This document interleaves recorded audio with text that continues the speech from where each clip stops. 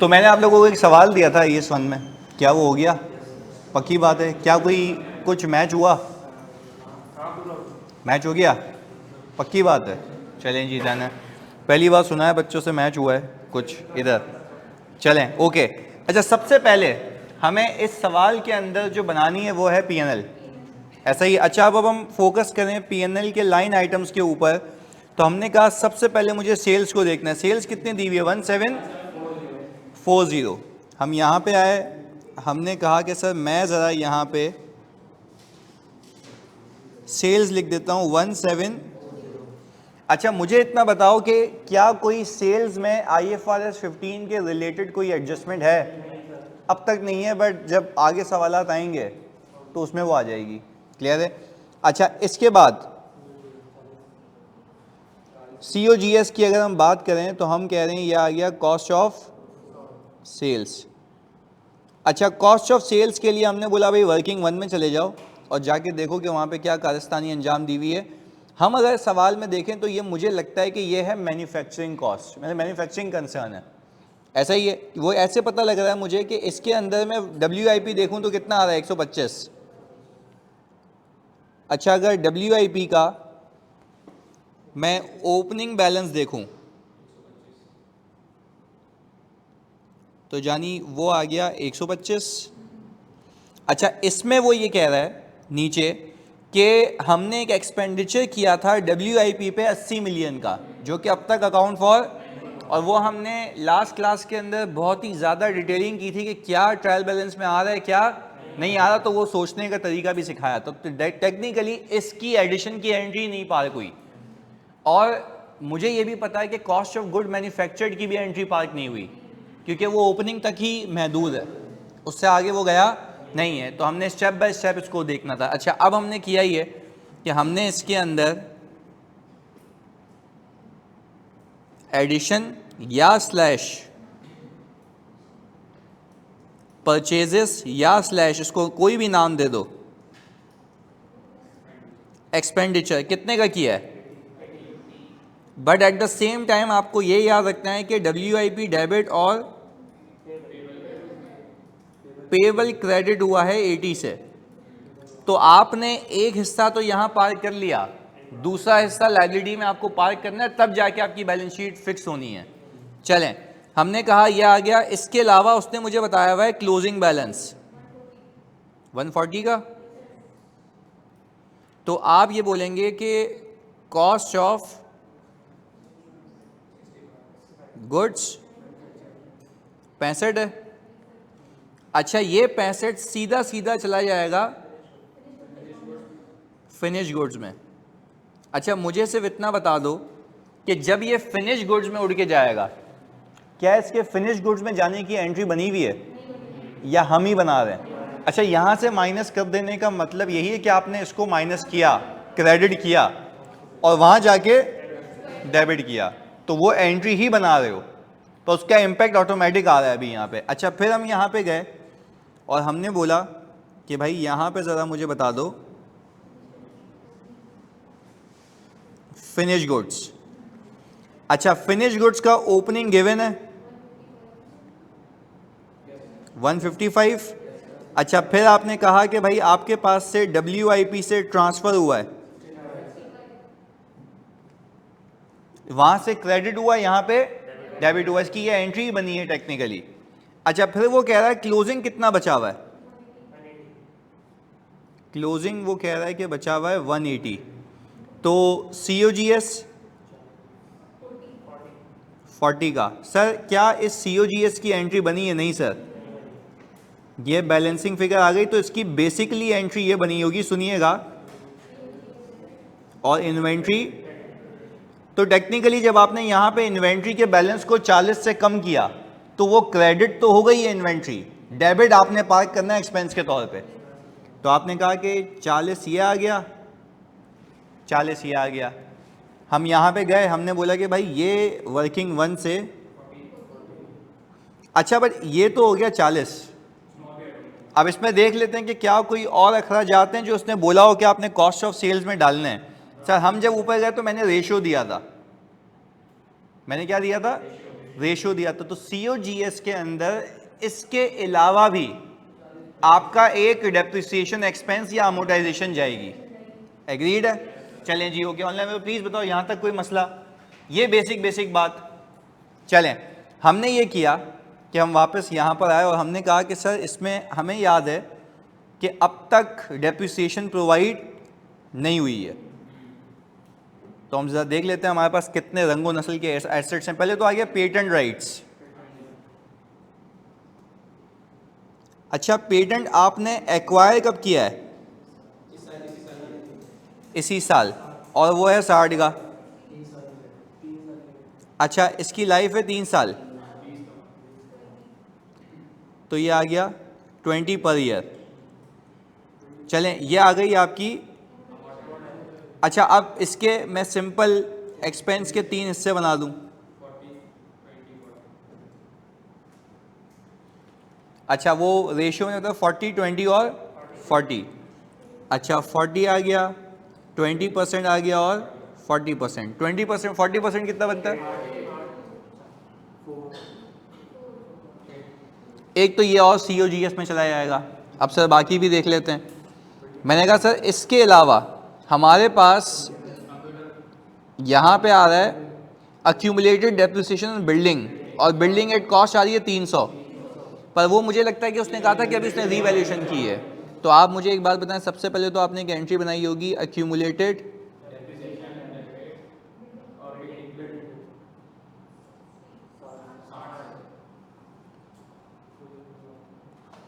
तो आपकी net book value आ गई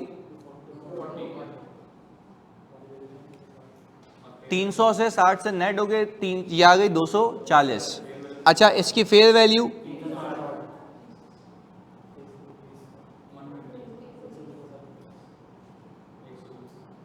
सरप्लस आ गया 120। अच्छा, इसकी आपने एंट्री बनाई होगी बिल्डिंग डेबिट OCI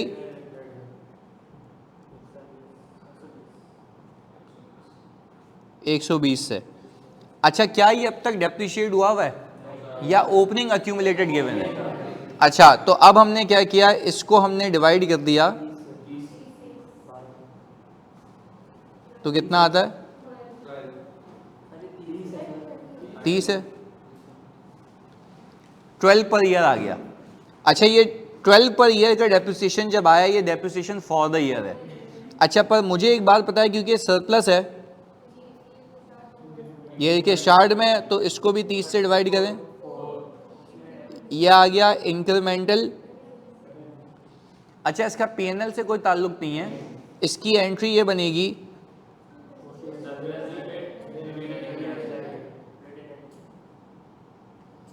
कितने से भाई? अच्छा, अब हमें ये पता है कि ये जो 12 है, इसके भी आप भाई 3 हिस्से बनाएं। अच्छा, इसका अगर मैं 40% लूँ, 20% लूँ,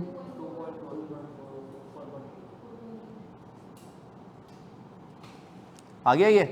अच्छा, ये तो हो गए 2 एसेट्स के डेप्रिसिएशन जो अब तक बुक नहीं हुए थे। डेप्रिसिएशन पूरा पार्क होगा but with in the different functions जिसके लिए वो डिज़ाइन किया गया है। अच्छा, अब हम सवाल में आते हैं और हम देखते हैं कि हमारे पास एक कंप्यूटर भी आ रहा है जिस पे ऑलरेडी अक्यूमुलेटेड 20 का मौजूद है, और उसमें अगर हम देखें वो कह रहा है कि भाई स्ट्रेट लाइन पे होता है और 5 सालों पे होता है। तो हमने सिंपल एक काम किया कि अगर हम यहाँ पे कंप्यूटर का हिसाब किताब अलग रखें,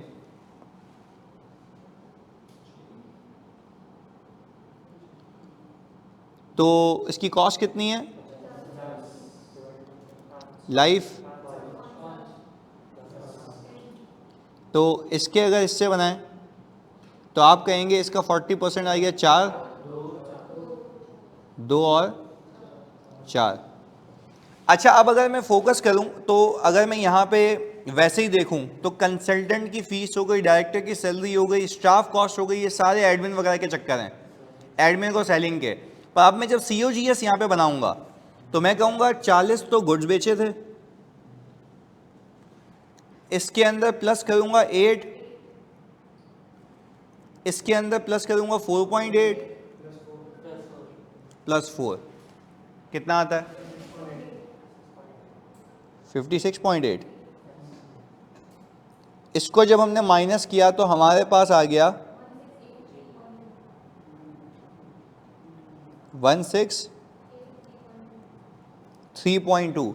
अच्छा, इसका मतलब ये कि डेप्रिसिएशन बुक हुआ है but with in the relevant function, तो वो हमने यहाँ पे पार्क कर दिया। अच्छा, अब हम आते हैं एडमिन एक्सपेंसेस में। अच्छा, अब अगर मैं यहाँ पे फोकस करूँ कि हमने क्या क्या जो है हिसाब किताब कर लिया है। अच्छा, अब सन्ड्री एक्सपेंसेस तो अदर ऑपरेटिंग एक्सपेंसेस हैं, इसकी कोई एलोकेशन इसने नीचे बताई नहीं है। अच्छा, अब हम ऊपर आते हैं तो हम देखते हैं कि भाई हमारी कंसल्टेंट फीस आ रही है, उसने डिस्ट्रीब्यूट करने को किस किस को कहा है।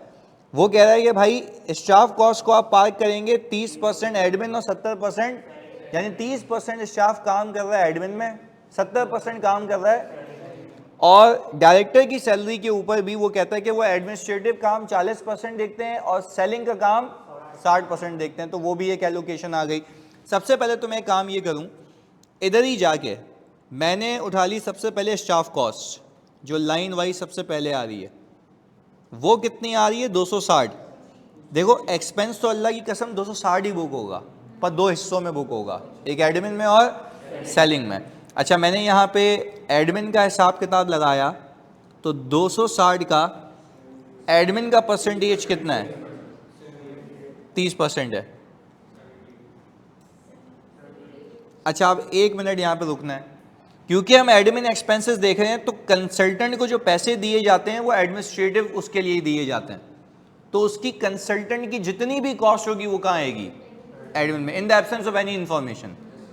क्योंकि आप उससे एडमिनिस्ट्रेटिव टास्क करा रहे होते हैं ना कि भाई ये देख ले, ये करना है नहीं करना, वो सारी चीज़ें, तो वो सारे टास्क कौन से होते हैं एडमिनिस्ट्रेटिव टास्क। कंसल्टेंट की सैलरी हम वहीं लेके जा रहे हैं, तो कंसल्टेंट की फ़ी आ गई 44 की, ये आ गया, स्टाफ कॉस्ट पार्क हो गई, तो हमने कहा 44 भी इसके साथ ही पार्क कर लो, कितना आ गया ये। अच्छा, फिर डायरेक्टर सैलरी भी आएगी, एक एक करके देखते हैं ना। अच्छा, अब हमने कहा जो डायरेक्टर की सैलरी है 360, इसमें से 40% टाइम वो यहां पे देता है, ऐसा ही है।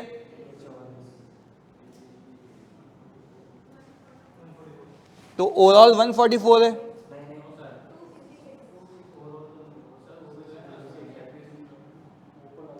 अच्छा, डेप्रिसिएशन भी बाकी है, ओके, तो फिर आप इसके अंदर प्लस करेंगे ज़रा अलग अलग हिसाब से।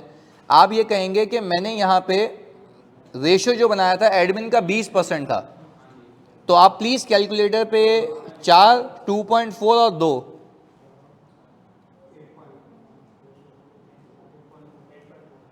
तो अब ओवरऑल कितना 274 ये आ गया। यहाँ तक क्लैरिटी है, पक्की बात है। अच्छा, अब इसी का जो डेप्रिसिएशन का COGS का हिस्सा है वो ऊपर आ चुका है, एडमिन का हिस्सा, तो इसका हरगिज़ मतलब ये नहीं है कि डेप्रिसिएशन बुक नहीं हुआ, डेप्रिसिएशन बुक हुआ है बट रेलेवेंट फंक्शंस में हुआ है। क्लियर है? तो आपने सिर्फ ये करना है, कैलकुलेशन करके प्रेजेंटेशन पे ध्यान देना है, तभी तो IS 1 का मतलब क्या, प्रेजेंटेशन ऑफ फाइनेंशियल स्टेटमेंट्स। चलें, अब हमने कहा कि सर अब ऑल टुगेदर बात करते हैं सेलिंग एक्सपेंसेस की। अच्छा, सेलिंग में हमने कहा 260 का 70% प्लस 360 का,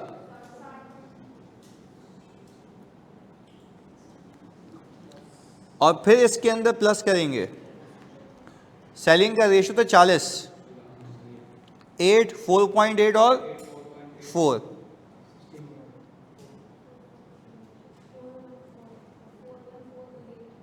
414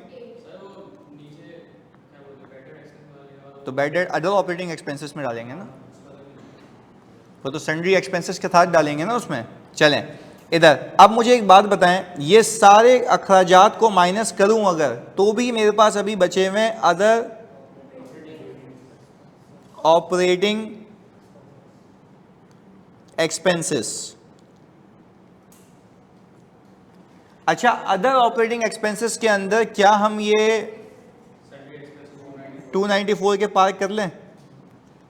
तो हमने कहा भाई यहाँ पे आके हमने 294 तो ये पार किया। फिर आप लोगों ने कहा कि सर हमें बैड डेट प्रोवाइड करना है पहली बार, ओपनिंग तो कुछ भी नहीं है, क्लोजिंग जितना भी है वो फॉर द ईयर बन जाएगा। तो आप मुझे बताएं यहाँ पे मेरा रिसीवेबल का बैलेंस कितना है? 420। तो आपने कहा 420 का 21, तो आपने कहा 420 का 5% 21 आ गया। और अगर आप इसको प्लीज ऐड करें,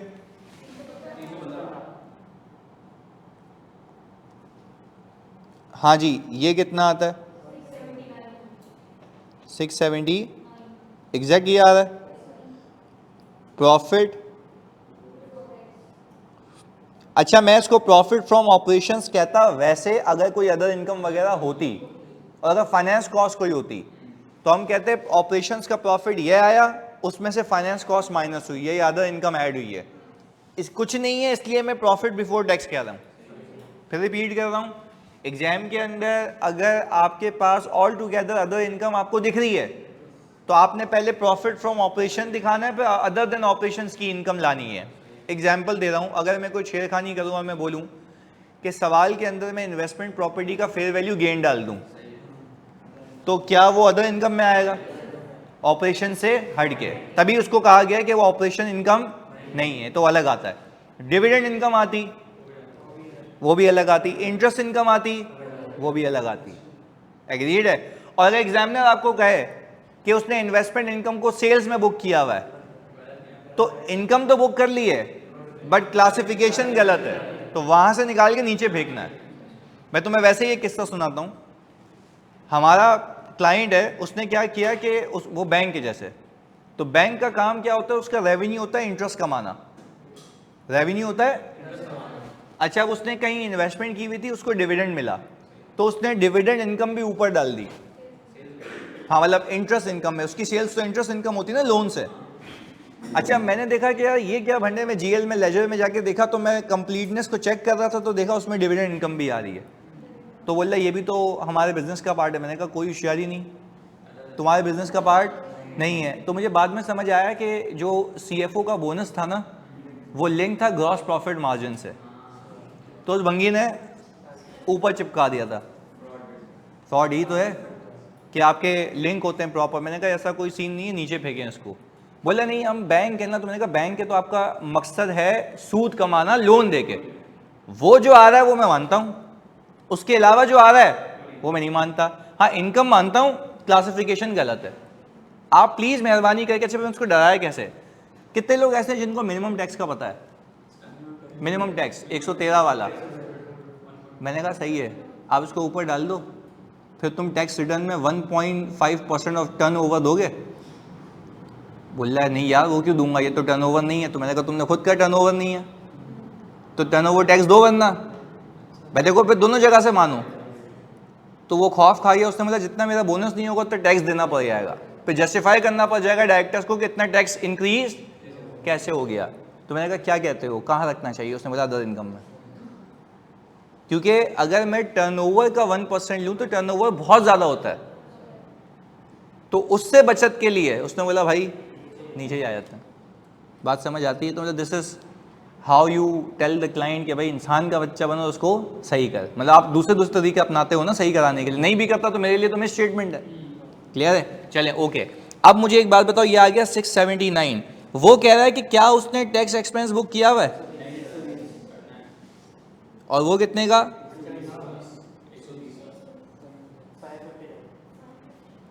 550।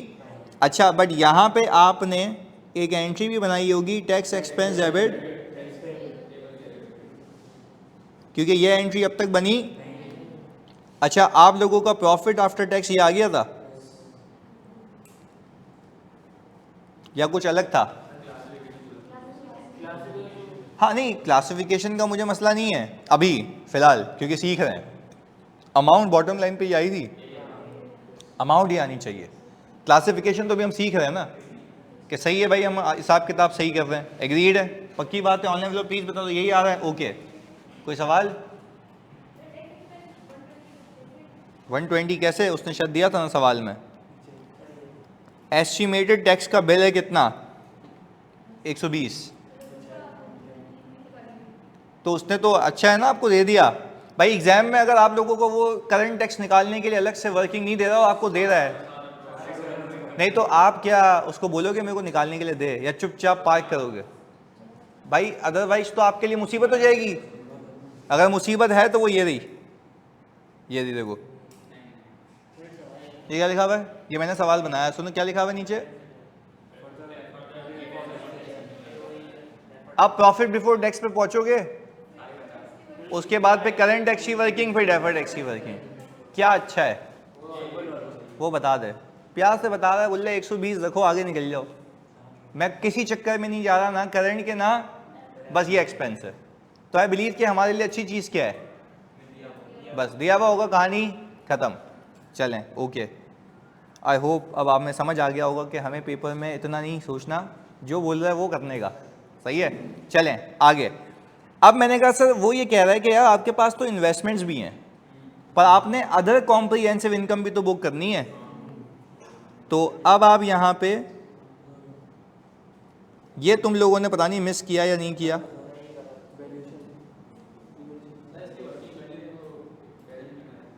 अभी कर लेते हैं ना प्रेजेंट।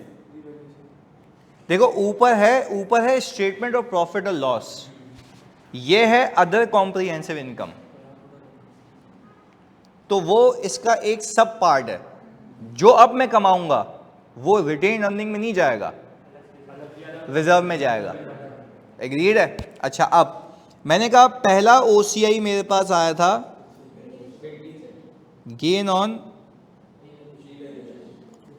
Of building 120। अच्छा, और ओसीआई मेरे पास आया था गेन ऑन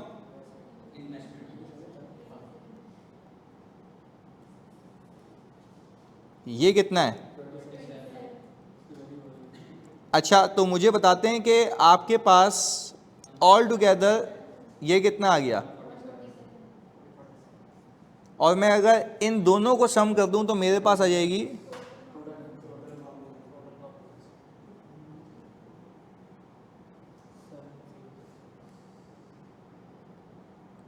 कितनी? 70। पर ये बात तो तय है कि ये तो रिजर्व में जाएगा, ये रिटेन अर्निंग में, क्योंकि वो डिस्ट्रीब्यूटेबल है, ये डिस्ट्रीब्यूटेबल नहीं है। एग्रीड है? अच्छा, जब ये इन्वेस्टमेंट बेच दूंगा तो फिर ये रियलाइज हो जाएगा और ये रिटेन अर्निंग में जाएगा, equity to equity, equity to equity transfer होगा, इसके यहाँ से कोई ताल्लुक नहीं है। फिर बता रहा हूँ, जब रियलाइज हो भी जाएगा तो इक्विटी से निकल के इक्विटी में जाएगा, जैसे सरप्लस से निकल के रिटेन अर्निंग में जाता है। ये यहाँ से निकल के रिटेन अर्निंग में चला जाएगा और वहाँ से फिर आप डिविडेंड दे दें, कोई मसले वाली बात नहीं है। क्लैरिटी है? ऑनलाइन वालों प्लीज़ बता दो जल्दी से। सन्ड्री एक्सपेंसेस क्या होता है? अदर एक्सपेंसेस ऑपरेशंस के, चाय पानी के खर्चे, ये सारी चीज़ें वो हमने सब कहाँ फेंक दी है? अदर ऑपरेटिंग एक्सपेंसेस में। किसमें? नहीं, जो इंक्रीमेंटल डेप्रिसिएशन है वो तो इक्विटी से जाएगा रिजर्व में जमा होने के बाद। ये तो पहले कमाई है, फॉर द ईयर की कमाई पहले रिजर्व में जमा होगी, और रिजर्व से निकल के इंक्रीमेंटल डेप्रिसिएशन कहाँ जाएगा? रिटेन अर्निंग में। वो इक्विटी टू इक्विटी ट्रांसफर है, चेंजेस इन इक्विटी में दिखाएंगे और बैलेंस शीट में भी दिख रहा होगा। क्लियर है? पर फॉर द ईयर में नहीं दिख रहा होगा, फॉर द ईयर में तो कमाई आती है, ट्रांसफर्स तो इक्विटी से इक्विटी में होते हैं। क्लियर है? चलें ऑनलाइन लोग जल्दी बता दो, यहां तक कोई मसला? जल्दी से सारे बच्चे क्लियर है? ओके। अच्छा, अब हम आते हैं जरा स्टेटमेंट ऑफ फाइनेंशियल पोजीशन पे। अच्छा, अब अगर मैं नॉन करंट एसेट्स पे जाऊं,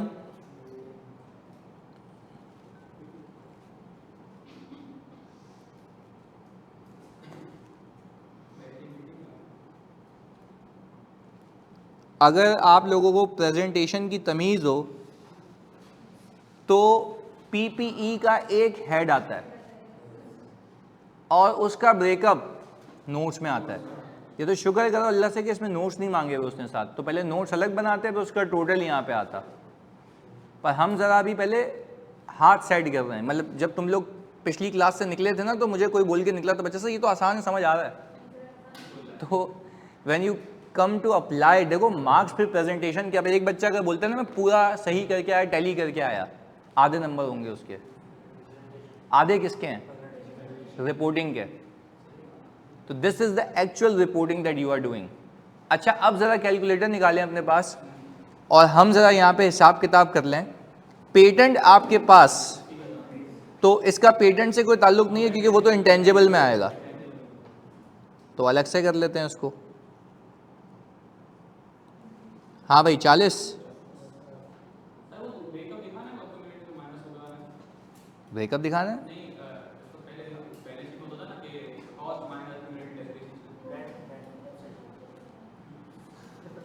सही है, कोई ब्रेकअप नहीं आएगा। ब्रेकअप कहाँ आता है? नोट्स में।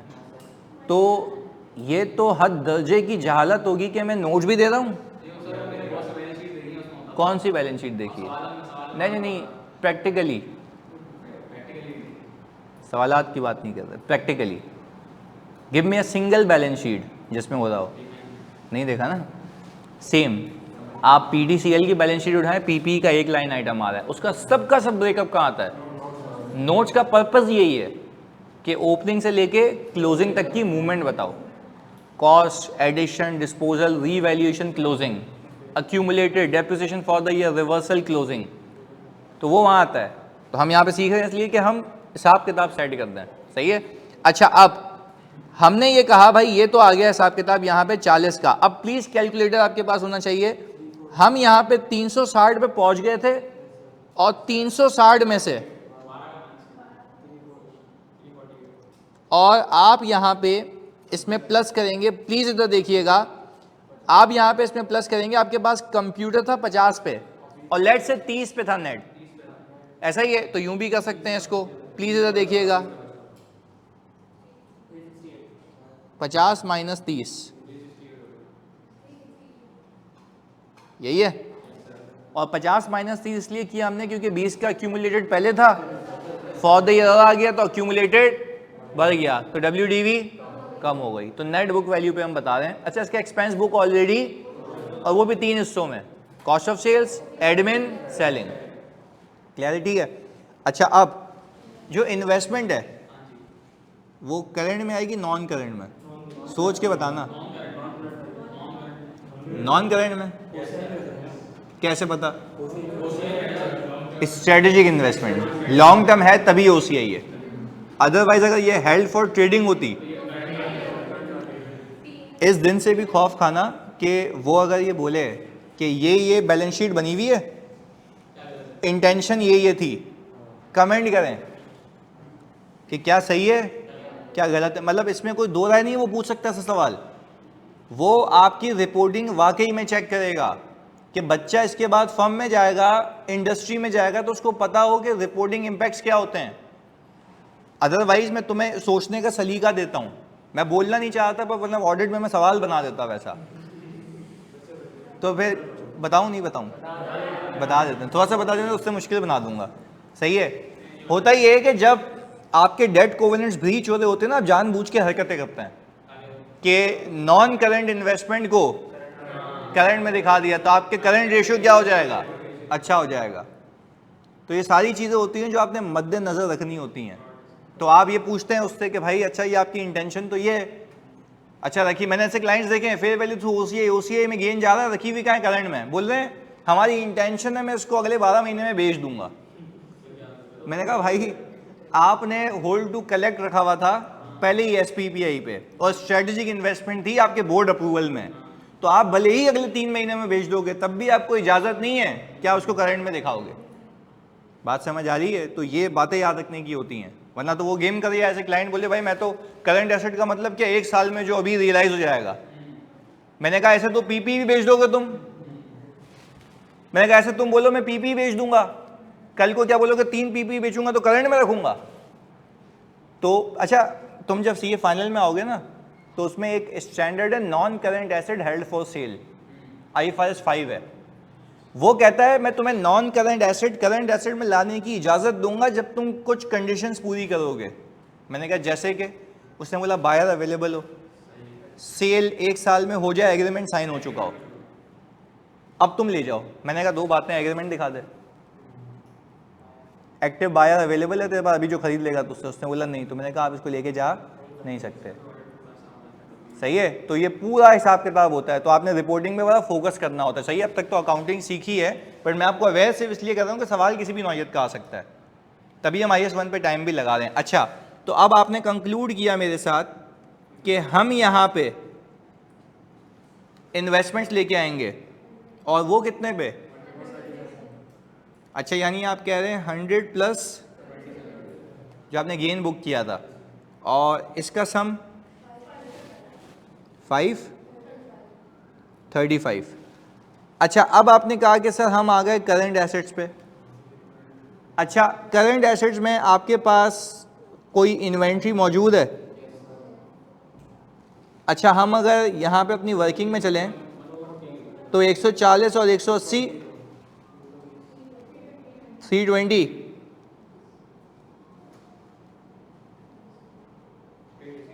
हाँ भाई, कुछ ये है? अच्छा, गिवन कितना था? 420।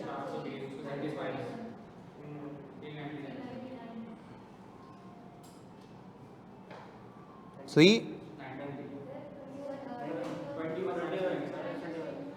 अच्छा ओके, ये 21 माइनस करके बस यही था ट्रेड रिसीवेबल में। कैश है या कैश एंड बैंक लिखा हुआ है? कैश लिखा हुआ है, और कैश आपके पास आ रहा है 340। अच्छा, ये जो डिविडेंड पेड है ना,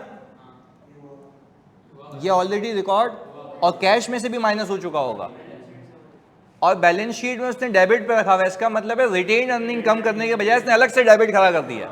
डेबिट क्या होना चाहिए था? Retained earning. तो उसको हम सही जगह टिका देंगे अभी, और रिटेन अर्निंग कम हो जाएगी। क्लियर है? यानी यूजुअली इक्विटी ही डेबिट हो रही है, तो उसने ट्रायल बैलेंस में अलग से डेबिट कर दिया।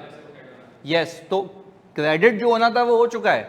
अब डेबिट आपने सोचना है कि इसको अलग से पड़ा भाई एक्सपेंस है, नहीं, ये रिटेन अर्निंग की कमी है। तो ओपनिंग रिटेन अर्निंग आपके पास है, फॉर द ईयर का सेल परचेज सब आपके पास था, वो आप ऐड करोगे प्रॉफिट और लेस कर दोगे ये। क्लियर है? चलें जी, ओके। तो हमने ये कहा कि इसके बाद आपके पास कैश बैलेंस कितना है, और कोई करंट एसेट नहीं है, इन सब का सम ये, इसका सम है ना 3 और 3 6, और ये 1059।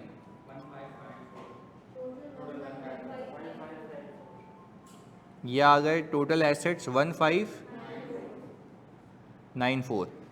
अच्छा भाई, अब इक्विटी एंड लायबिलिटीज में सबसे पहले मैं आ गया इक्विटी में। अच्छा, आपके पास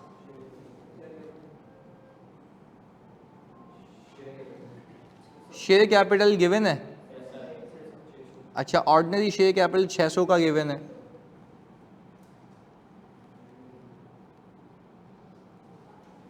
अच्छा जी, अब हम आ गए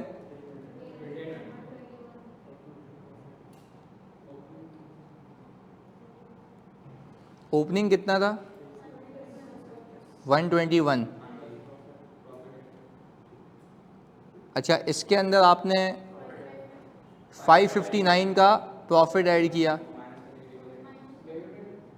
डिविडेंड कितना है?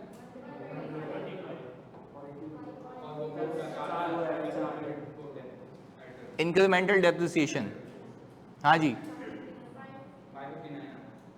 559 प्रॉफिट के इक्वल आ गया, पर वो तुक्के में आया है कि वो जो आपके पास ये जो आपने 559 का प्रॉफिट ऐड किया है ना, उसमें से 125 जो आपने डिविडेंड माइनस किया, पे 4 इंक्रीमेंटल डेप्रिसिएशन, तो वो 121 ही बनता है। क्लियर है? आगे फिर हमने कहा, आपने यहाँ पे लिख दिया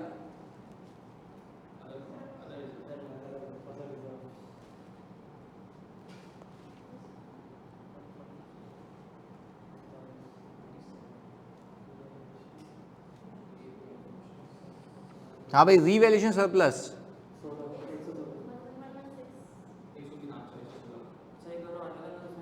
अच्छा, मैं बता भी देता हूँ, क्योंकि आगे जाके बताना था। अलग अलग इसलिए क्योंकि आपके कंपनीज एक्ट की रिक्वायरमेंट है कि रीवैल्यूएशन सरप्लस को फेस पे अलग से दिखाना है, यानी है अल्लाह की कसम दोनों रिजर्व, बट वो अलग है, ये अलग है। उसको रिजर्व की जगह, अदर रिजर्व की जगह नाम दे सकते हो reserves on revaluation of investment, ये भी लिख सकते हो, ज़्यादा अप्रोप्रिएट है। क्या लिख सकते हैं उस पर? Reserve on revaluation of investments. और मैंने इसको अलग इसलिए रखा क्योंकि कंपनीज एक्ट की रिक्वायरमेंट है, यहाँ पे लिख भी देता हूँ।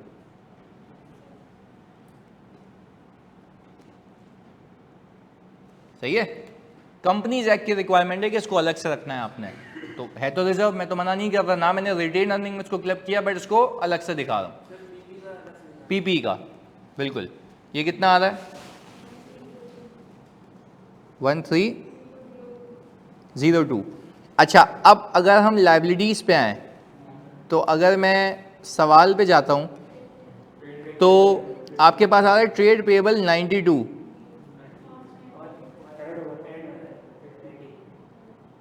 ट्रेड पेबल 92 और प्लस 80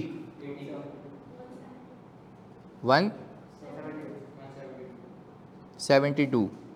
सर कोई टैक्स पेबल भी है 120। अच्छा, और अगर हम जाके देखें हमारे पास और कोई पेबल नहीं दिख रहा, बस ये दो ही हैं। चलें आगे, तो ये 80 किसका था? ये जो वर्क इन प्रोग्रेस का था, वर्क इन प्रोग्रेस रिलेटेड। अच्छा, तो आपने इन दोनों का सम किया तो कितना आता है? और अगर आप इन दोनों का सम करें 15, और क्या ये इससे मैच होता है? तो ये टोटल इक्विटी लायबिलिटी इससे क्या है? मैच है। सर पर सारे रिजर्व्स को अलग अलग शो करना है, मैंने बोला, मैंने क्या बोला? पीपी का रिजर्व अलग से शो होगा क्योंकि किसकी रिक्वायरमेंट है? कंपनीज एक्ट की। तो मैंने कहा अगर बाकी और भी कोई रिजर्व होते तो वो सब एक साथ आ रहे होते। हाँ, अगर आपने जनरल रिजर्व बनाया होता वो अलग आता, वो आगे जाके सिखाते हैं प्रेजेंटेशन में। बट आपको क्या हल्का फुल्का आइडिया हुआ कि किस तरीके से आपने बैलेंस शीट और पीएनएल को कंट्रोल करना है? ये एक बेसिक बात थी कि आपको ऑल टुगेदर ये पता होना चाहिए कि मेरे पीएनएल में लाइन आइटम्स कैसे रिफ्लेक्ट होंगे और बैलेंस शीट में कैसे होंगे। इसमें कोई दो राय नहीं है। अगर वो उठा के 18 नंबर का सवाल पूछ ले, उसके लिए बहुत आसान है। रेवेन्यू, लीजेस, इंटेंजिबल, पीपीए की सवाल में टेस्ट करना, उसका तो टारगेट पूरा हो जाएगा और वो कर भी सकता है। आपने डेफर्ड टैक्स में खुद देखा हुआ है। डेफर्ड टैक्स में जब उसने 15 के सारे कॉन्सेप्ट टेस्ट कर लिए तो बात वहाँ ख़त्म हो जाती है। और इसके पास तो इतना ओपन हैंड है कि प्रेजेंटेशन भी चेक कर लेगा। एग्रीड है? तो इस पर ज़रा ख्याल रखना है। खैर, पहला सवाल था, सीखने के लिए था। अब आहिस्ता आहिस्ता जैसे जैसे आगे जाएंगे वैसे वैसे और पक्के होते जाएंगे। अच्छा, अब ये तो हो गया एक सवाल का हिसाब किताब ना। हम इस सवाल पे आते हैं जो मेरी स्क्रीन पे आ रहा है, ये वाला, इस पे आता हूँ मैं। पर पहले हम ज़रा एक डिस्क्लोजर की बात कर लें जो बड़ा अहम है। हमें ये पता है कि जब हम नॉर्मल आईएफआरएस की अकाउंटिंग करते हैं तो नॉर्मल आईएफआरएस के हिसाब से जो डिस्क्लोजर रिक्वायर्ड होते हैं, मैं यहाँ पे लिख भी देता हूँ, यानी आईएस 16 के डिस्क्लोजर जो होते हैं वो आपको क्या कहते हैं? ओपनिंग कॉस्ट बताओ, ये दोनों चीज़ें आती हैं, एंड बोलता है फॉर द ईयर की मूवमेंट बता दो। ये बेयर मिनिमम इंफॉर्मेशन होती है, ऐसा ही है। अच्छा, ये तो हो गया हिसाब किताब। फिर वो बोलता है कि इफ आप रीवैल्यूएशन मॉडल पे हैं तो HCA भी बताओ और डेट ऑफ लास्ट रीवैल्यूएशन भी बताओ कि लास्ट रीवैल्यू किस दिन हुआ था। ये सारी रिक्वायरमेंट्स किसकी हैं? आईएफआरएस की, आईएस 16 की। अच्छा, फिर आईएस 16 ये भी कहता है कि ये भी डिस्क्लोज करो, ये भी डिस्क्लोज करो कि आपके पास लाइफ या रेट्स क्या हैं, मेथड कौन सा है। ये सारी की सारी चीजें आपको आईएस 16 कहता है कि ये सारी चीजें आप डिस्क्लोज करो। हमने बोला बस यही है कंपनीज एक्ट कह रहा है भाईजान 1 मिनट, हम भी हैं, हमारी भी सुन लो। पाकिस्तान में अकाउंट्स बना रहे हो तो आपका framework IFRS plus companies act है, जिसको हम कहते हैं एडिशनल रेगुलेटरी फ्रेमवर्क। क्या कहते हैं? Additional regulatory framework. पहले बताओ यहाँ तक बात समझ आती है? मैंने कहा अच्छा भाई लंबी किए बगैर कंपनीज एक्ट, तुम ये बता दो कि क्या क्या मुझे और एडिशनल डिस्क्लोज करना चाहिए। पहले सुनेंगे और फिर रीड करेंगे। डन? सुनिएगा, फोकस करें ऑनलाइन, मतलब आप भी, ताकि ये दिमाग में नक्श हो जाए। और मैं तो इसलिए भी इंटरेस्ट लेके कराता हूँ क्योंकि मैं तो मतलब 2 वे विन विन है ना। ऑडिट पढ़ाता हूँ तो फर्म में काम आता है, फर्म में अप्लाई करता हूँ यहाँ काम आता है, यहाँ रिवाइज करता हूँ, क्लाइंट की बजाता हूँ, क्लाइंट की बजाता हूँ, यहाँ कहानी सुनाता हूँ। सही है? तो 2 वे। हाँ, फिर आपको सवाल देते हैं उसी पे बना के, तो वो एक चलो अल्लाह की तरफ से है कि वो दोनों वे में काम अच्छा हो गया। अब आगे सुने। अब मैं इसलिए क्योंकि जब मैं अकाउंट्स रिव्यू कर रहा होता हूँ ना तो मुझे पता लग जाता है ये मिसिंग है, ये मिसिंग है, ये मिसिंग है। मुझे ये नहीं करना पड़ता कि मैं पेपर खोल के बैठूँ और फिर एक एक मैच करूँ। बस सही है, मुझे पता है। हाँ, अब मैंने अपनी फॉर्म में चेकलिस्ट बनाई है कि जिस पे बच्चा टिक लगाता है ये डिस्क्लोज हुआ हुआ, ये हुआ हुआ, ये हुआ हुआ, इससे कंप्लीटनेस इंश्योर होती है। पर ये फर्म का कंट्रोल है कि फर्म मेक श्योर कर रही है कि हमने एक क्वालिटी ऑडिट किया और हमने सारे नोट्स को चेक कर लिया, क्योंकि हमारी जिम्मेदारी होती है ना नोट्स को चेक करना। तो यही वही बात है। अब प्लीज़ सुनना फोकस के साथ इधर। अच्छा भाई इधर, अब हमने कहा कि भाई ये बता दो कंपनीज है कि आप क्या चाहते हो एडिशनल क्या क्या बताएं। उसने बोला कि जो आपकी इमूवेबल प्रॉपर्टी हैं। कौन सी प्रॉपर्टीज? इमूवेबल प्रॉपर्टी होती है बिल्डिंग और लैंड इटसेल्फ। कंधे पे डाल के लेके तो जा नहीं सकते ना। तो वो कहता है आपकी इमूवेबल प्रॉपर्टी कहां कहां सिचुएटेड है और कितने एरिया पे मुश्तमिल है वो बता दो। पहली क्या बात बोली? नहीं, सब नहीं, इमूवेबल प्रॉपर्टी। आपकी इमूवेबल प्रॉपर्टी कहां कहां सिचुएटेड है और कितने एकर्स पे मुश्तमिल है ये बता दो। तो हमने पहली चीज यहां पे लिखी, थोड़ा गंदा करेंगे इस पेज को। हमने सबसे पहले बोला इमूवेबल प्रॉपर्टी कहां सिचुएटेड है और कितने एरिया, कितने एकड़ पे मुश्तमिल है। सही है? हमने पहले उसकी जगह और फिर उसके एरिया। मैंने कहा बस यही है? उसने बोला नहीं, इसके पर्टिकुलर्स भी बताओ कि किस लिए इस्तेमाल हो रहा है, इस्तेमाल या यूज। मैंने कहा ये क्या बात हुई? उसने बोला अभी आपको एक्सप्लेन करते हैं। हमने बोला एक बिल्डिंग है, इमूवेबल है, साइड एरिया में फैक्ट्री बिल्डिंग है, लिख दो। एक बिल्डिंग है, इमूवेबल है, हाँ या नहीं? आई चुंदरीगढ़ रोड पे एरिया है, लोकेशन है ना, इतने स्क्वायर फीट पे एरिया है, एडमिन ऑफिस है। पर्पस बताओ। क्योंकि वो कहता है पाकिस्तान में शेयर होल्डर को ये मांगता है कि भाई मेरी जायदाद कहाँ कहाँ किस किस चीज़ के लिए यूज़ हो रही है। सिंपल बता दो, इतना ट्रांसपेरेंट रखो, क्योंकि यहाँ पे कब्जा माफिया ज़्यादा है। वाकई ऐसा है।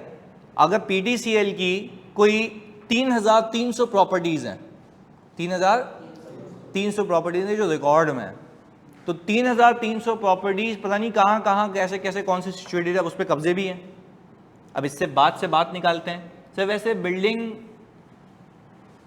आदिल कह रहे हैं बिल्डिंग जैक लगा के मूव हो सकती है। कौन सा जैक है भाई?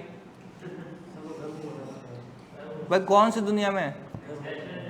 अब घर मूवेबल होते हैं, पाकिस्तान में बोल रहा है इमूवेबल प्रॉपर्टी। वो तो चाइना के घर बन रहे हैं, वो तो मुझे भी पता है। वो लाके पूरा सेट करता है, वो जहाज उठा के ले जाता है। भंगी यहाँ पे साइकिल खरीदने के पैसे नहीं है, मूवेबल जैक लगा के घर को वो कर रहा है। बातें सुनो। अच्छा प्लीज़ सुनना, इधर सुनना भाई प्लीज़। कहने का US में बोल रहा है। अच्छा ये लॉ किसका है? यहाँ पे नॉर्मल घर टिकते नहीं है भंगी, तो को जैक लगा के घर उड़ा के लेके जाना है। इधर हम बोल रहे हैं भाई पाकिस्तान में बैठे हुए कानून किसका पाव है? ये बोल रहे US में जैक लगा के ले जाता हूँ। चलो अगर ऐसा हो बोल रहा है मैं भेजूंगा वीडियो पे। बेटा भाई मैं यहाँ पे तेरे को, मुझे पता है भाई कि है वो बना रहे कंपनीज ऐसी, और वो जो ओपन एरियाज होते हैं वहां पे लगा के देते हैं वो घर, क्योंकि उसका इशू भी मैं तुम्हें बताना चाहती हूँ, वहां पे इतने साइक्लोन्स आते हैं घर हो जाते हैं, तो ये कहता है अगर हो भी गया तो वापस आ जाएगा। यही है ना उसका कॉन्सेप्ट भाई, मतलब हमें पता है, हम तो ऑडिटर हैं तो हमें तो रिस्क असेसमेंट करनी होती है, वहां पे कंस्ट्रक्शन इंडस्ट्री है पूरी इसकी। तो कहने का मतलब ये है भंगी। अच्छा जी, तो अच्छा चलो, अगर खैर है, अगर हम अज्यूम कर लें कि पाकिस्तान में भी ऐसे जैक वाले घर आते हैं, हाँ मैं अगर ये बोलूँ मैं अपने कबीर के लिए घर लेके जा रहा हूँ छोटा सा, वो जैक लगा के वैसे ही फेंक देगा वो उठा के, वो तो मुझे पता है वो तो वैसे ही नीचे फेंक देगा, वो तो वैसे ही खत्म हो जाएगा। तो वो इमूवेबल है मूवेबल है, ये किस पे अप्लाई हो रहा है? अगर भाई आप इतने बड़े बिजनेसमैन बन जाएं कि आप जैक वाली बिल्डिंग बनाएं, यानी मजे की बात हो, एम्प्लॉइज काम कर रहे हैं, शाम को उठे तो सी व्यू पे बैठे हुए, सामने सी व्यू, वाह भाई वाह, घर किसी का वॉकिंग डिस्टेंस पे था, बस करा के घर जा रहा है, रातों रात ऑफिस चेंज हो गया। पर कहने का मतलब ये है, प्लीज सुनना, कहने का मतलब ये है कि भाई अगर जैक वैक वाली बिल्डिंग हो ना तो वो इमूवेबल में काउंट नहीं होती है, क्योंकि वो मूवेबल है। सिंपल कॉन्सेप्ट रखो यार, सही है। अच्छा जी, बोला सर मज़ा आएगा, बेटा बिल्डिंग में घूमने की बात हो रही है इधर, चलो खैर इधर शौक की बात है भाई इधर, मतलब हम आपको ऐसी बिल्डिंग में बिठाएंगे जहाँ सुबह को आओ अब तो कुछ और होगा, रात को जाओ तो कुछ और होगा। सही आदिल भाई, मतलब कैसे शौक है भाई, बिल्डिंग हिल रही है, बिल्डिंग मूव हो रही है, जैक लग के बिल्डिंग आगे पीछे हो रही है, अबे भाई इंसान का बच्चा बन के ये एक फिक्स एसेट का नोट चल रहा है, बिल्डिंग ला रहा है। इधर चलें, इधर फोकस के साथ भाई चले, हम बात कर रहे थे ये इमूवेबल बिल्डिंग्स की या प्रॉपर्टीज़ की, और कहाँ कहाँ सिचुएटेड है, कितने एरिया पे है और पर्पस क्या है, वो कह रहा है पर्टिकुलर्स बता दो। अच्छा मैंने फिर बात से बात निकाली ताकि इजी कर दूँ ना, लंबी इतनी अंग्रेजी करोगे, क्योंकि मैंने एक बच्चे का वो जब शुरू में जब FAR 2 बीच में था ना, तो एक बच्चे ने कहा था IS1 is similar to the one we did in FAR 1, मैंने कहा मैं तुझे आखिर में बताऊंगा। फिर उसी बच्चे का मैसेज आया कि सर ये तो पढ़ के समझ ही नहीं आ रहा, तो मैंने कहा आपने कहा था कि सेम है, आपको तो बहुत अच्छा समझ आना चाहिए, तो बोल रहा सर आई क्विट। तो मैंने कहा इंसान का बच्चा बन के जो पढ़ा हूँ तो वो पढ़ लेना। बोला हाँ सर आपने जो बातें बोली थी अब वो एक एक करके कनेक्ट हो रही हैं, तो मैंने कहा सुकून से सुनना है और जैक वैक नहीं लगाना है, बात समझ आ रही है? इधर आगे सुनो। अब मैंने कहा ये रिक्वायरमेंट पैदा कैसे हुई, क्यों आई? क्योंकि यहाँ पे कब्जा माफिया है और लॉ का बनाने का एक पर्पज़ होता है कि भाई किसी चीज़ को कंट्रोल करना, कानून बनता है किसी चीज़ को कंट्रोल करने के लिए। अब ये इसलिए बना क्योंकि यहाँ पे कब्जा माफिया ज़्यादा है। अब वो ये बोल रहा है इवन तो ये उसूल बनाने के बावजूद भी अगर कोई ऐसी प्रॉपर्टी है जो कंपनी के पैसे से खरीदी गई है, कंपनी के और कंपनी के नाम पे है और कंपनी के पोजेशन में नहीं है, कंपनी के, ये भी डिस्क्लोज करो जिसमें फटा चल रहा है, यानी डिस्प्यूट है ना। अच्छा पोजेशन में नहीं है मतलब मेरे पास नहीं, कोई और कब्जा करके बैठा हुआ है, ये अलग से बताओ। मैंने कहा और बताओ, मज़ा आ रहा है। इधर मैंने कहा ऐसी प्रॉपर्टी जिस पे कंपनी का पैसा लगा हुआ है, जा चुका, ना तो कंपनी के पोजेशन में ना कंपनी के नाम पे, और पैसा जा चुका है, ये भी बताओ।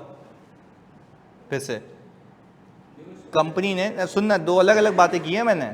इमूवेबल प्रॉपर्टी पहले साइड में हो गई, फिर इसने बोला अब आओ डिस्प्यूटेड पे बात करते हैं। इसकी सबसे बेहतरीन एग्जांपल आप PD सेल के अकाउंट्स खोल के देखना, उसमें है ये काम, ये हुआ हुआ है, क्योंकि मैंने 3,300 कुछ तो हुआ होगा भंड। सुनो उसमें क्या है, उसमें कुछ प्रॉपर्टीज ऐसी हैं जो कंपनी के पैसे से खरीदी गई हैं, जो कंपनी के नाम पे तो हैं पर पोजेशन में नहीं है। दूसरा केस अलग बता रहा हूं, कंपनी के पैसे यूज हुए हैं, कंपनी के ना पोजेशन में, क्योंकि आपका पैसा इन्वॉल्व है शेयर होल्डर का। बताओ भाई कि ये पंगे चल रहे हैं, खुल के ये नहीं बोलो कि प्रॉपर्टी शेयर होल्डर बैठा हुआ, हाँ मैं जब कंपनी बंद करूंगा या बेचने की नीयत करूंगा बेच सकता हूं। नहीं बेच सकते, क्यों नहीं बेच सकते?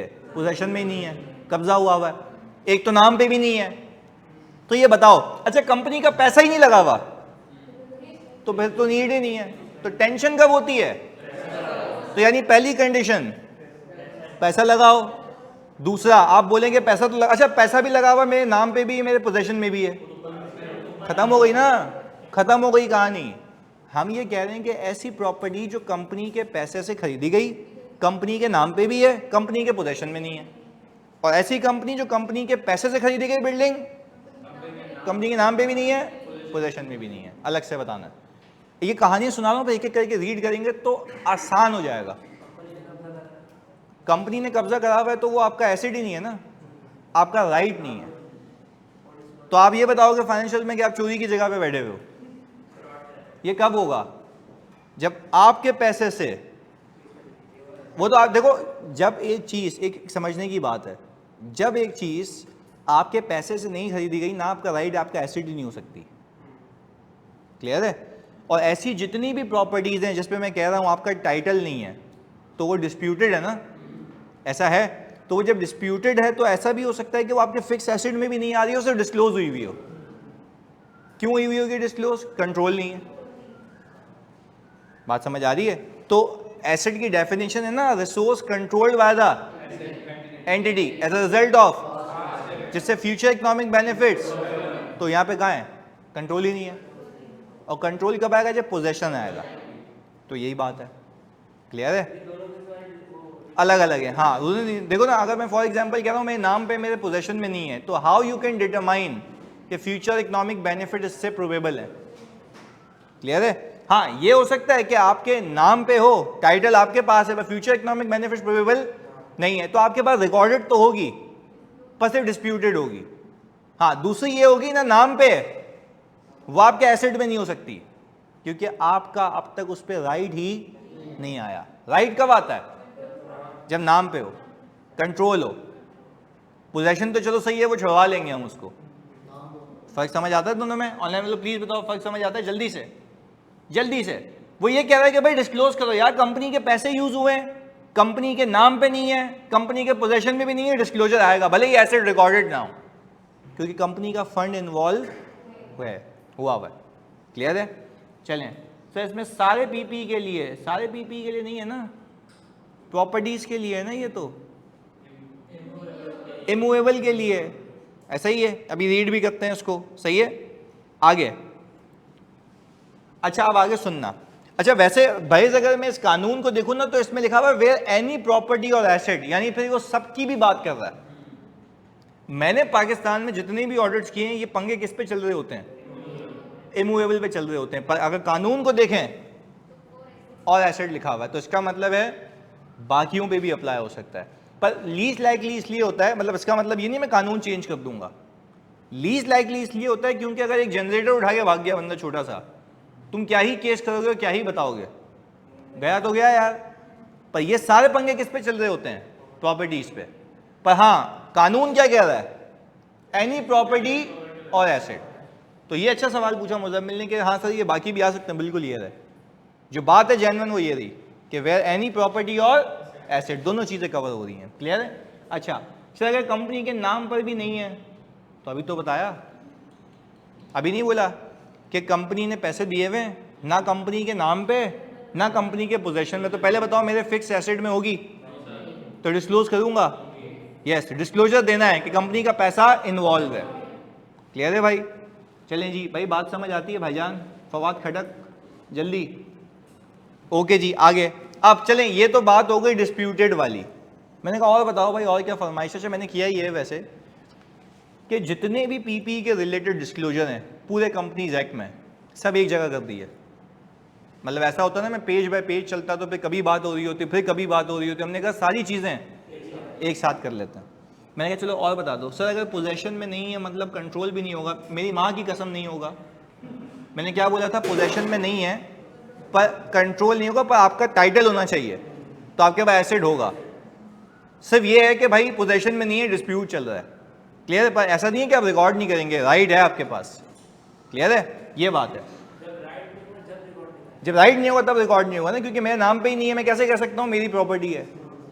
तो एसेट नहीं है ना, तो डिस्क्लोज कर रहे हो आप। ऐसे डिस्क्लोजर तो इसमें भी जाएगा, सिर्फ ये बताने के लिए कि पोजेशन नहीं है, सिर्फ to have a clear view about it. Clear है? ताकि ऐसा नहीं हो कि फंड्स जो हैं गलत जगह यूज हो जाएं कंपनी के, वो पता ही नहीं हो, कोई टेकअप ही ना करे इस मैटर को। तो ऑडिटर की भी जिम्मेदारी लगा दी, भाई तू देख लियो, तू बता दियो कि ये डिस्क्लोज कर रहे हैं या नहीं कर रहे। क्लियर है? यहाँ तक क्लियर है? ऑनलाइन वाले जल्दी बता दो भाई, जल्दी से। इनको मजा इसलिए आ रहा है क्योंकि इनके हिसाब की बात है ना चोरी चकारी की, कि सही है पाकिस्तान में चलता ही है, ये सीखने को मिल रहा है कि भाई कहाँ अगर मैं कब्जा करूंगा तो बोलेगा फखर की बात है कि मेरी चीज़ डिस्क्लोज होगी कि मैं कब्जा करके बैठा हूँ, ऐसा ही है। चलो इधर आगे सुनो।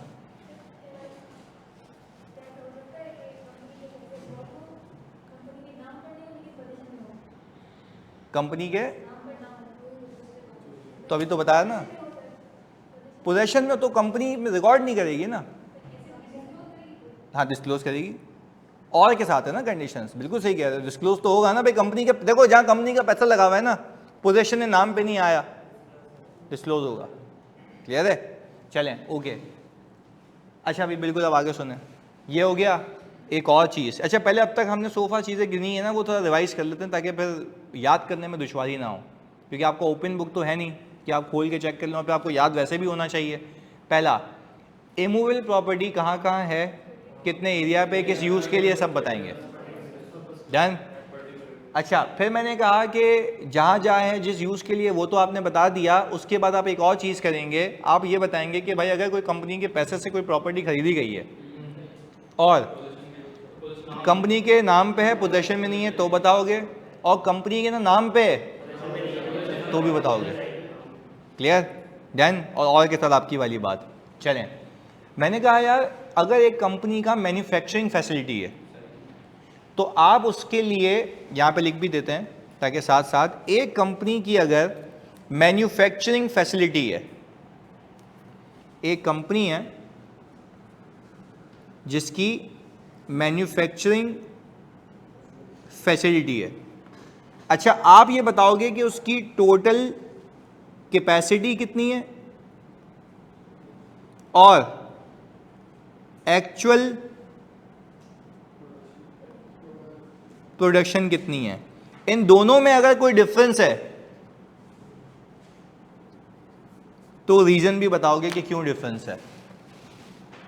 जैसे मैं स्माइल इंडस्ट्रीज का कैंडी लैंड का ऑडिट किया करता था, अब वहाँ पे उनकी एक मैन्युफैक्चरिंग फैसिलिटी है जो बताती है कि मैं इतने यूनिट्स प्रोड्यूस कर सकती हूँ, कोको मोके चिप्स के जो भी है व्हाट्सोएवर। अगर उस ऑप्टिमम कैपेसिटी से नीचे आया तो आपने ये फैक्ट बताना है कि हमने अंडर परफॉर्म क्यों किया और उसकी वजह क्या थी, उसकी वजह। अच्छा यूजुअली क्लाइंट्स ये कर रहे होते हैं कि ड्यू टू पावर फेलियर्स कि वो नहीं चल पाया, तो वो बयान कर रहे होते हैं कि भाई ये इश्यूज़ हैं। अब ये इश्यूज़ है तो आपने बयान तो करना है ना कि इसकी वजह से इतना नुकसान हुआ, ताकि शेयर होल्डर एप्रोप्रिएट मेजर्स ले फिर कि भाई अगर ये पावर फेलियर्स आ रहे हैं तो फिर इसके कोई इक़्तिदामात करो ना। देखो फ्यूल कॉस्ट कितनी आती है, फ्यूल कॉस्ट लगाने के बाद अगर मैं इतना कमाता तो इतना मार्जिन और आ जाता, जो अभी तो क्यों नहीं आ रहा है, कैसे पता लग रहा है? कैपेसिटी और ओरिजिनल में फ़र्क आ रहा है ना यार, टोटल कैपेसिटी ज़्यादा है, मैं प्रोडक्शन कम कर रहा हूँ तो डिफरेंस आ रहा है, तो रीज़न बताओ ना उसको। वो तो कभी भी अवेयर नहीं होगा जब उसको पता नहीं लगेगा। पहले बताओ, लॉजिकल बात समझ आती है? क्लियर है जी? रीज़न बताएगा, रीज़न बताएगा कि डिमांड कम है, तो फिर वो किस पे फोकस करवाएगा? मार्केटिंग पे। तो ये सारी रिपोर्टिंग है ट्रू एंड फेयर व्यू की, कि यार उसको बताओ भाई कि ये मसले हैं, ताकि वो अकॉर्डिंगली देख के डिसीजन मेकिंग कर सके। आप उसको बता ही नहीं रहे तो वो तो इसी आश्रय में बैठा हुआ है ना कि कोई पता लगे तो मैं कोई डिसाइड करूं। चलो एक बार एक तो वैसे पूछ लेगा भाई सेल्स क्यों कम हो रही है, और सेल्स अगर पिछले साल के मुकाबले में इंक्रीज हो रही है तो पूछेगा ही नहीं, पर जबकि इससे भी ज्यादा हो सकती थी। कैसे? क्या ये आपकी कैपेसिटी पूरी होती तो, हाँ मैंने सेल्स इंक्रीज कर ली प्राइस इंक्रीज करके, और फिर भी ऑप्टिमम कैपेसिटी पे नहीं पहुंच पाया, तो पहुंच सकते हो ना, तो उसको बोलो कि भाई बताओ उसको कि ये फर्क आ रहा है। पहले बताओ, एक और डिस्क्लोजर रिक्वायरमेंट समझ आती है? गिवन होगी तो आपने खाली कॉपी पेस्ट करना है, सवाल में सब नोट होते हैं। ये क्या होते हैं? जैसे पीपी का नोट 6 है तो ये 6.1 6.2 ऐसे कर करके बनते रहेंगे। अगर तो ऐसी कोई इन्फॉर्मेशन है, बाकी कोई टेंशन की बात नहीं है, आपको सोचना आना चाहिए। फ्री के नंबर होंगे, अगर समझ आता है तभी मैं कहानी में सिखा रहा हूँ।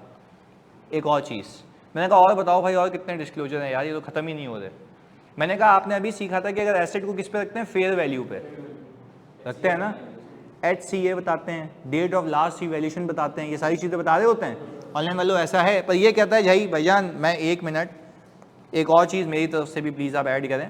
फेयर वैल्यू के केस में आप ये बताएं कि नेम ऑफ वैल्यूअर क्या था कि जिसने रीवैल्यू किया है? ऐसा ही है ना।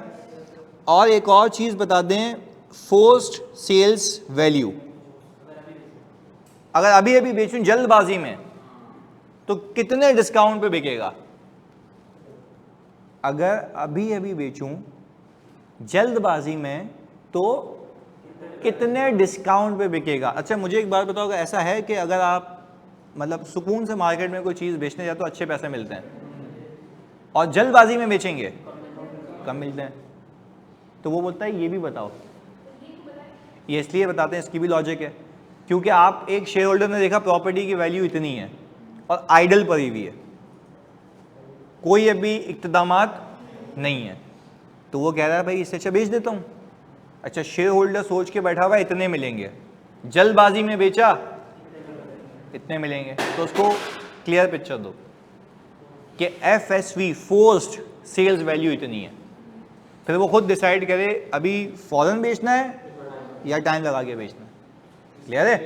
क्योंकि ऐसा हो सकता है ना बेचने जाए तो पैसे कम मिल रहे हो, तो बोलेगा भाई ये तो पता ही नहीं है। तो पाकिस्तानी कानून कह रहा है भाई नेम ऑफ वैल्यू के साथ साथ लास्ट इवैल्यूएशन डेट वगैरह सब बताओ, ये भी बता दो कि उसकी फोर्स्ड सेल्स वैल्यू क्या है। क्लियर है? तो ये एक एडिशनल रिक्वायरमेंट आ गई। मैंने किया ये कोशिश कि सारे पीपी को एक जगह रखते हैं, वही कर रहे हैं हम, तो पीपी ऑल टुगेदर खत्म हो जाएगा डिस्क्लोजर वाइज। सही है, आगे लेके चलते हैं इसको एक स्टेप और। अच्छा फिर मैंने बोला और बताओ क्या भाई खत्म ही नहीं हो रहा है। बोला लैंड और बिल्डिंग को दो हिस्सों में ब्रेक करना, फ्री होल्ड और अच्छा लीज होल्ड होता है 99 साल की लीज, 100 साल की लीज, जिसके बाद आपको वापस से रीन्यू करवाना पड़ता है।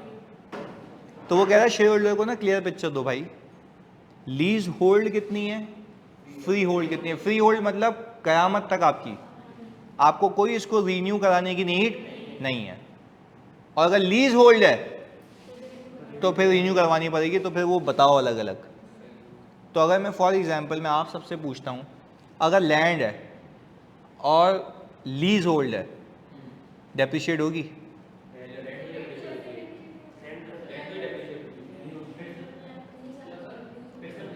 लैंड है और लीज होल्ड है तो डेप्रिशिएट होती है,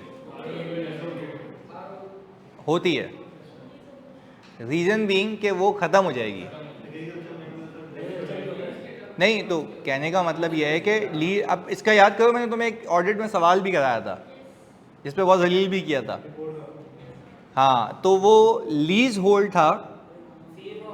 हाँ, और सीएफ पर उसके केस में सीएफओ कह रहा था कि जब उसमें कॉन्ट्रैक्ट में लिखा हुआ था कि ये आप ओनरशिप राइट एक्सरसाइज कर सकते हैं, पर जब ऐसा कुछ नहीं लिखा हुआ ओनरशिप राइट एक्सरसाइज कर सकते तो वो प्योर लीज होल्ड है।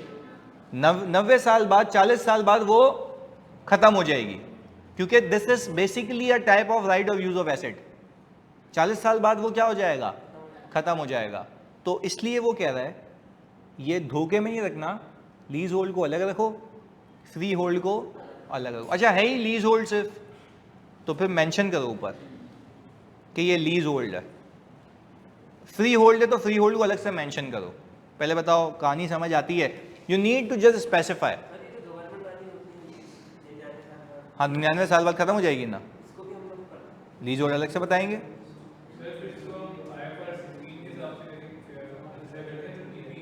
पीपी नॉर्मल मतलब उसको आपने अमोडाइज करना है ना, दैट्स इट, आपका राइट है। अच्छा मुझे एक बात बताओ जल्दी से, अगर एग्रीमेंट में लिखा हुआ है, बातें नहीं, अगर एग्रीमेंट में लिखा हुआ है कि आप ओनरशिप राइट एक्सरसाइज करके बेच सकते हैं, तो वो बाय डिफॉल्ट लीज होल्ड रही नहीं, आप किसी और को बेच सकते हैं। तो उसमें मैंने सवाल दिया था इनको, उसमें मैंने लिखा था कि इसकी जो रेजिडुअल वैल्यू है बिकने वाली वो कहीं ज़्यादा है, जब मैं बेचूंगा ना किसी और को तो सही है उसके पास रिमेनिंग लीज टर्म होगी, पर मुझे इतना फ़ायदा हो जाएगा कि मुझे डेप्रिशिएट करने की कोई नीड नहीं है। पर वो कॉन्सेप्ट वो वाला था।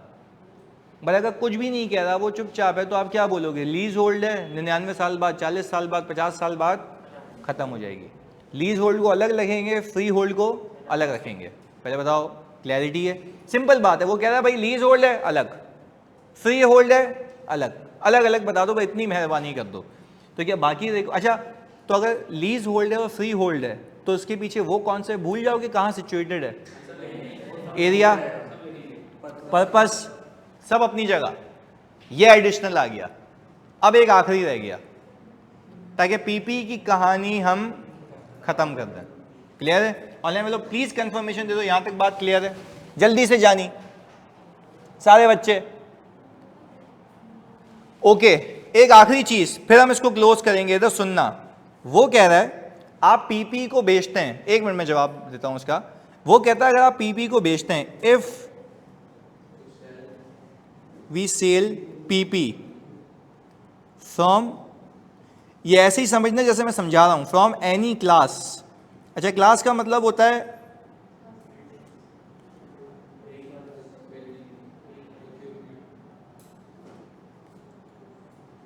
प्लांट, व्हीकल एक्सेट्रा, कोई भी क्लास, किसी भी क्लास में से आप बेचो। पहली चीज मैंने कहा अच्छा आगे बताओ। मैंने कहा लेट से अगर मैंने व्हीकल्स बेची और जो मैंने टोटल व्हीकल सेल की, इन सब की एग्रीगेट बुक वैल्यू जो है भाईजान 5 मिलियन से अबव है। इसको पूरा लिख लेते हैं। हाँ भाई, क्या लिखा हुआ है? फिर सुनना, समझना, गलती नहीं करके आना। फ्री के नंबर होंगे, ये सिर्फ डिस्क्लोजर उठा के टीपना है और 10 नंबर पूरे। सिर्फ याद रख लो कि डिस्क्लोजर प्रेजेंटेशन रिक्वायरमेंट्स है क्या। पीपी बेचा, व्हीकल्स बेची, फिर इसकी लॉजिक भी बताता हूँ कानून बना क्यों। व्हीकल बेची और व्हीकल्स की क्यूमुलेटिव बुक वैल्यू, अगर 50 व्हीकल बेची हैं तो 50 व्हीकल्स की बुक वैल्यू क्यूमुलेटिव कितनी है? 5 मिलियन से ज्यादा। अब इसके अंदर 50 व्हीकल्स हैं, 5 मिलियन कितना होता है? 50 लाख। और 50 लाख मतलब एक कार ही वैसे इतने की होती है यार। तो ये पाबंदी इसलिए लगाई कि क्यों कंपनी के एसेट्स किसको बेचे जा रहे हैं, और उसकी लाइफ पूरी नहीं हुई थी तब भी बेचे जा रहे हैं। नहीं आ रही बात समझ? देखें, अगर बुक वैल्यू बची हुई है ना, इसका मतलब उसने अभी अपनी लाइफ कंप्लीट नहीं की। एग्रीड? बात समझ आ रही है? तो ये एक चेक एंड बैलेंस है।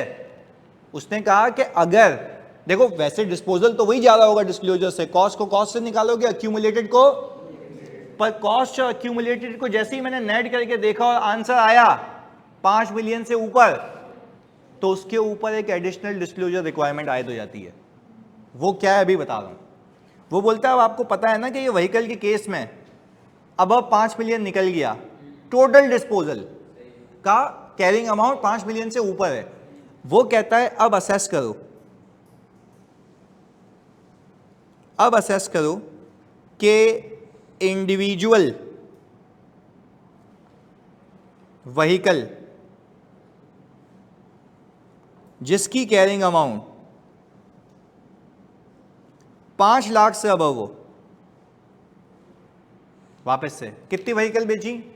50। और 50 व्हीकल्स को वो कह रहा है, अगर फॉर एग्जांपल मैंने व्हीकल्स बेची, उस सब की कैरिंग अमाउंट बन रही थी कोई 15 मिलियन, तो 5 मिलियन से तो ऊपर है। फिर बोल रहा है उसमें से वो व्हीकल्स अलग करो जिसकी इंडिविजुअल कैरिंग अमाउंट 5 लाख से ज्यादा है।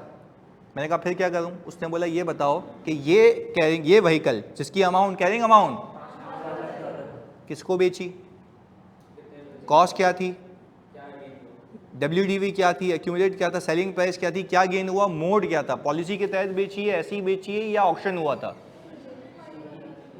देखो ये रहा, ये नोट देखो खाली, यहां पे क्या लिखा हुआ है? Book value. एग्रीड? क्या बेची है मिस्टर? कॉस्ट कितनी थी?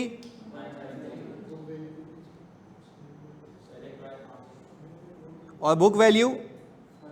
अच्छा देख रहे हो, बुक वैल्यू भी बेची है तो कोई गेन आया, पर अगर ये मार्केट में बेचता तो गेन आता। तो देखो क्या लिखा हुआ है,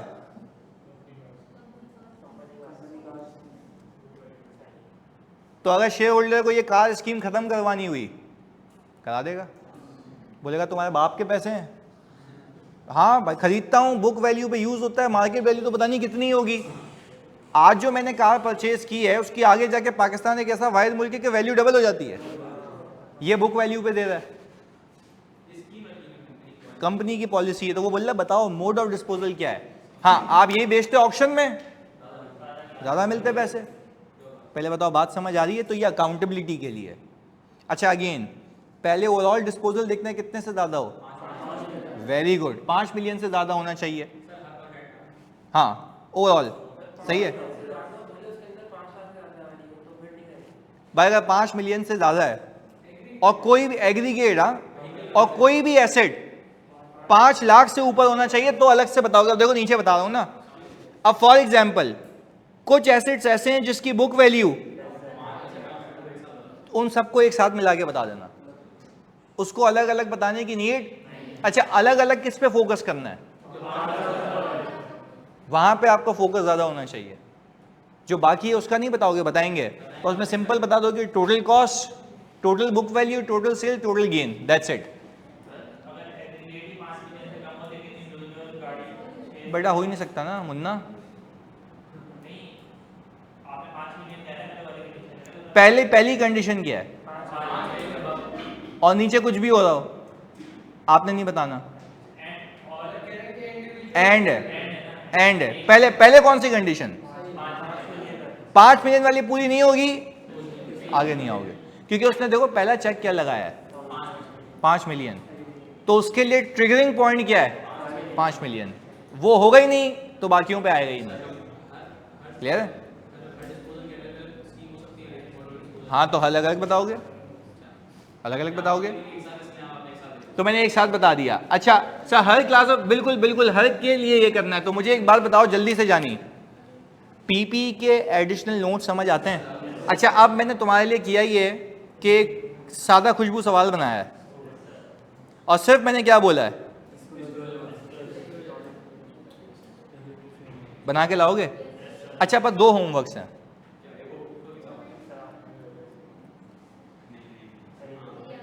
इसमें मैं बता देता हूँ क्या क्या है। इसके अंदर आपके पास IFRS 9 भी होगा, सेल्स की भी होंगी, तो कुछ ऐसी चीज़ें हैं जो छेड़खानियाँ हैं, पर 2 सवाल करके आना प्लीज़, सही है? एक फ्रेमवर्क की प्रेजेंटेशन और एक एप्लीकेशन ऑफ अकाउंटिंग, 2 हैं। मैं क्लास में इसलिए खुद नहीं टाइम ज़ाया कर रहा क्योंकि करके लाओगे तो फिर हम डिस्कस करेंगे, और नहीं करोगे तो you will be at a very big risk. तो इसलिए मैं कह रहा हूँ तुम लोगों को करवाने का मकसद ये है कि प्रैक्टिस भी करा रहा हूँ और साथ साथ हम चलते भी रहेंगे। बट टाइमर लगा के करना, ये जो सवाल तुम्हें दे रहा हूँ ना साथ में, ये तुमसे 25 मिनट में हो जाना चाहिए, ये वाला 25 मिनट में हो जाना चाहिए, हो भी जाएगा इंशाल्लाह। सिर्फ थॉट प्रोसेस चलाना, इसमें डेफर्ड एक्स भी है। आप सोचें कि क्या है, पहले रिक्वायरमेंट देख लो, और स्टेटमेंट ऑफ, अगर आपको याद है, और इसमें हो भी सकता है एरर भी हो IS 8 वाला, तो you need to think about it again.